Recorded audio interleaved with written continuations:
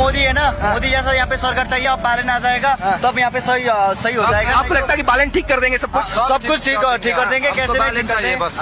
ठीक है, सब खुश है यहाँ पे। सुन लीजिए, मोदी जैसा सरकार होता ना, ये नेपाल यहाँ नहीं रहता। यहाँ पे ये नेपाल सबसे आगे रहता है, विश्व का सबसे आगे रहता है। भाई नाम बता दो अपना। मेरा नाम राजन भंडारी है। राजन भंडारी कह रहे हैं कि अगर मोदी जैसा यहाँ का भी प्राइम मिनिस्टर होता तो सब कुछ बेहतर होता। ओली करप्टेड थे और इन्होंने कहा, और उन्होंने देखिए कैसे जो है यूथ जोश में है, कैसे खुशियां मना रहे हैं। ये देखिए कैसे देखिए लगातार जोश में है, कितना यूथ में है।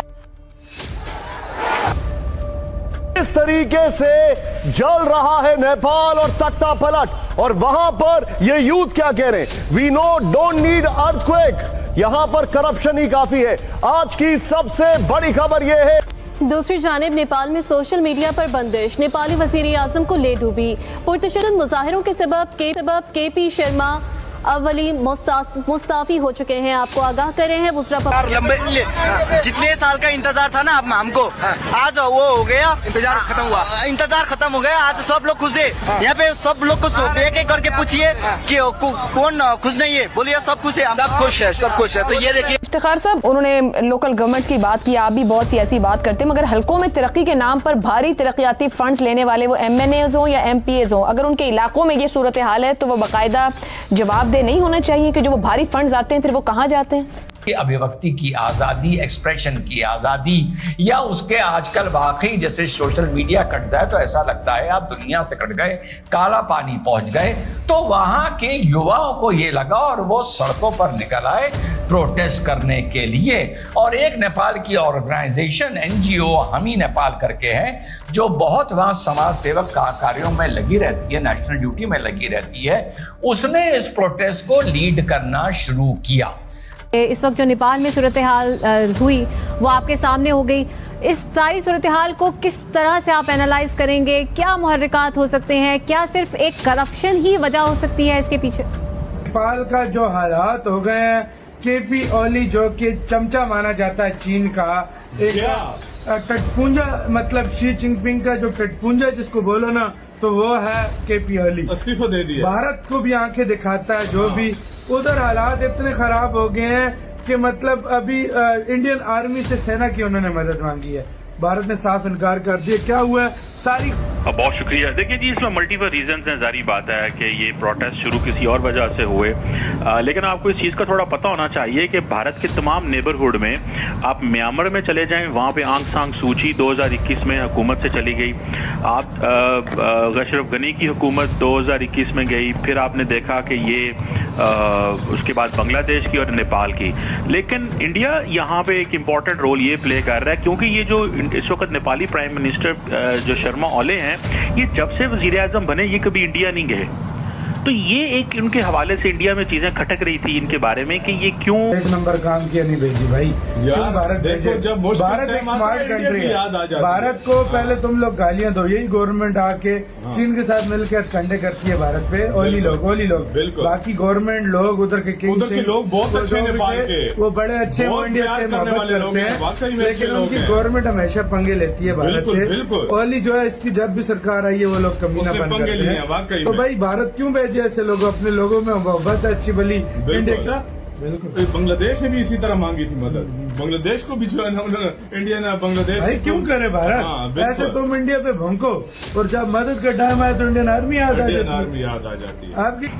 अब तीसरा पहलू यह है कि 2008 में जब नेपाल में मोनार्की थी, उसके बाद मोनार्की हटी और वहां पर तथाकथित लोकतंत्र आ गया।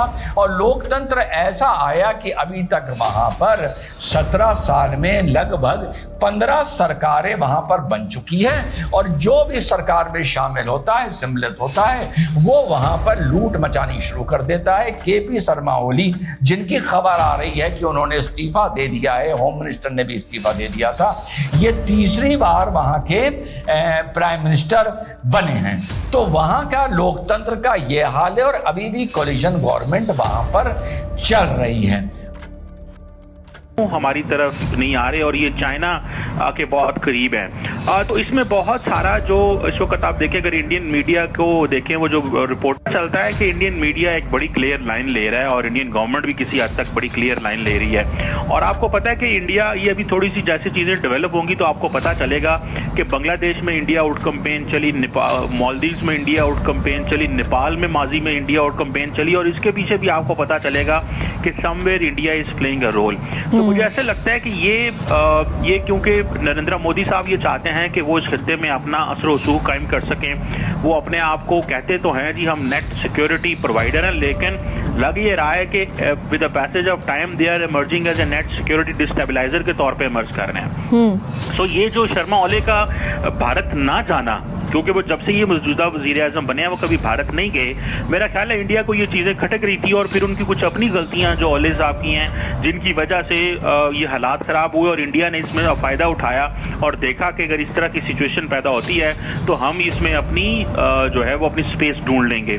तो मेरा ख्याल है कि ये, और दूसरा जारी बात है आजकल सो मुझे ऐसा लगता है कि ये इन वन कॉन्टेक्स्ट इंडिया के हवाले से ये बड़ा इंपॉर्टेंट है कि ये ओली साहब क्यों इंडिया नहीं आए, और ये कहीं चाइना को तो ज्यादा स्पेस नहीं दे रहे इस खित्ते के अंदर।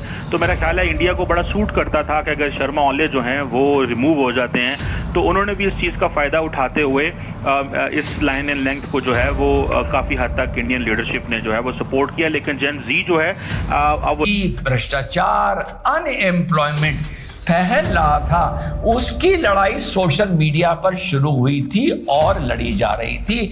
और ये लड़ाई किसके खिलाफ लड़ी जा रही थी? ये लड़ाई लड़ी जा रही थी निपो किड्स या निपो बेबीज, आप लोगों ने सुना होगा, जो नेपाल के इस प्रोटेस्ट को फॉलो कर रहे हैं उनके खिलाफ। अब निपो बेबीज एंड नेपोटिज्म से ये वर्ड आया है। निपो किड्स कौन है?